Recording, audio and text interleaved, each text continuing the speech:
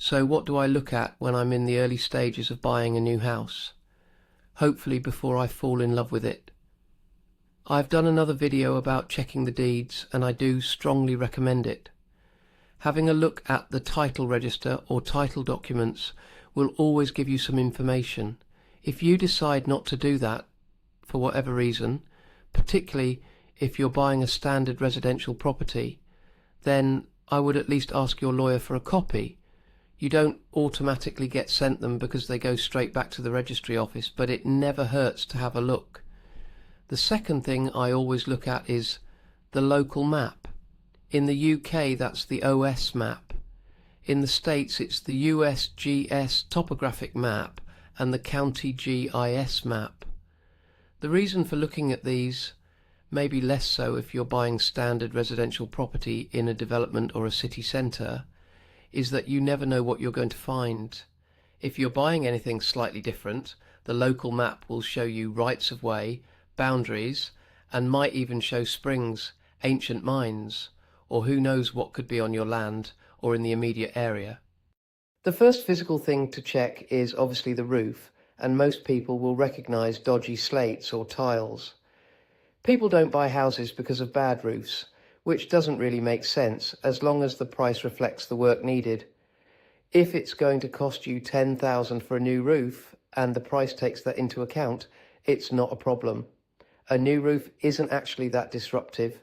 I've had one on the last 3 properties. What you do need to watch for is sagging. If the roof is sagging at all, that can indicate timber issues, which are much more expensive. So when you're looking at a roof, be aware of whether it's just tiles or slates, or whether the structure itself might be compromised. The other day I did a video about removing chimney breasts, so it makes sense to mention chimneys here. Have a good look at it. Check that the chimney is upright. If it's at an angle, you might just need it rebuilt, which isn't horrendous. But if you then go inside and notice that the chimney breast has been removed, you definitely want to check how the chimney has been supported, whether gallows brackets were used or something more questionable. Also, check the brickwork, the pointing, or any problems with the flashing. Staying outside for a moment, the next thing I look at is the windows. Most people will rip out wooden windows and replace them with UPVC, and if you're planning to do that, then the condition doesn't really matter. But if you're keeping original windows, especially sash windows, you want to look closely at the sills, particularly at corners and joints. Old windows can have 20 layers of paint on them, which is often the only thing holding the wood together.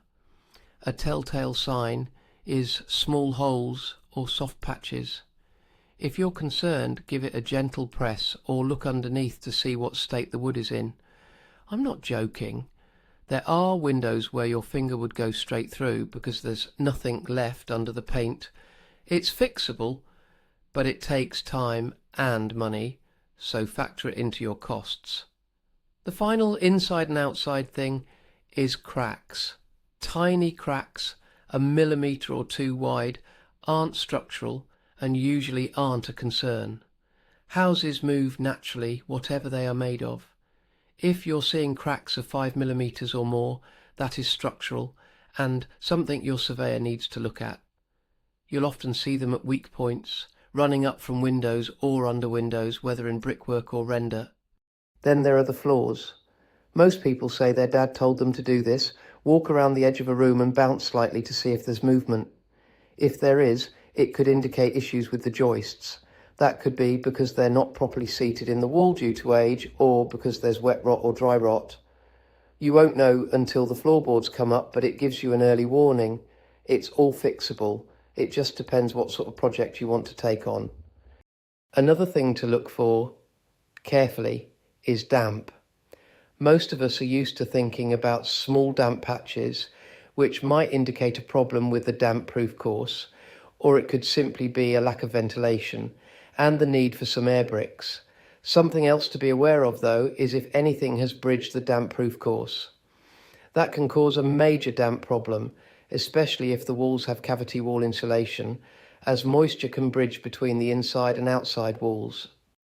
And finally, everyone thinks to look at the boiler and ask how old it is and when it was last serviced. There's actually nothing wrong with older boilers. Many last longer than newer ones. If it has a good service history and is working properly, I wouldn't be overly concerned about buying a house with a 10-year-old boiler. What people think about less is the electrics. It's very easy to put modern, snazzy covers on sockets and switches, so always ask to see the fuse board or consumer unit and check how old it is. You don't have to replace it if there's nothing wrong with it, but if it's very old, you may want to factor it in, or ask an electrician to test the circuits. Rewiring is seriously disruptive. And that's it, my first pass on an inspection.